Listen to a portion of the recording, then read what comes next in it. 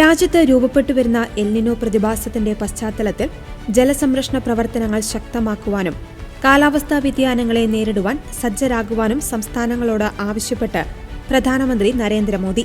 നീതി ആയോഗിന്റെ 11ാമത് governing council യോഗത്തിലാണ് പ്രധാനമന്ത്രി ഈ അടിയന്തര മുന്നറിയിപ്പ് നൽകിയത്.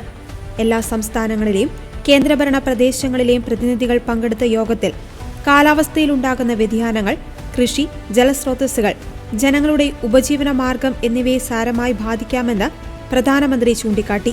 അതിനാൽ സുസ്ഥിരമായ വിഭവ മാനേജ്മെന്റും മുൻകൂട്ടിയുള്ള തയ്യാറെടുപ്പുകളും അത്യാവശ്യമാണെന്ന് അദ്ദേഹം ഊന്നിപ്പറഞ്ഞു.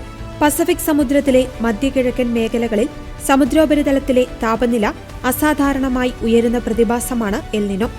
ലോകമെമ്പാടുമുള്ള കാലാവസ്ഥയെ സ്വാധീനിക്കുവാൻ ശേഷിയുള്ള ഈ പ്രതിഭാസം 2026 പകുതിയോടെ ശക്തമാകുമെന്ന് ലോക കാലാവസ്ഥാ വകുപ്പ് മുന്നറിയിപ്പ് നൽകിയിട്ടുണ്ട്. ഇന്ത്യയെ സംബന്ധിച്ചിടത്തോളം എൽനിനോ പ്രതിഭാസം സാധാരണയായി ദുർബലമായ മൺസൂൺ മഴയ്ക്കും നീണ്ടുനിൽക്കുന്ന ഉഷ്ണതരംഗങ്ങൾക്കും വരൾച്ചയ്ക്കുമുള്ള സാധ്യത വർദ്ധിപ്പിക്കുന്നു. ഇത് കാർഷിക മേഖലയും ജലലഭ്യതയും പ്രതികൂലമായി ബാധിച്ചേക്കാം. അതിനാൽ വേണ്ട മുൻകരുതലുകൾ സ്വീകരിക്കണമെന്നും പ്രധാനമന്ത്രി മുന്നറിയിപ്പ് നൽകി.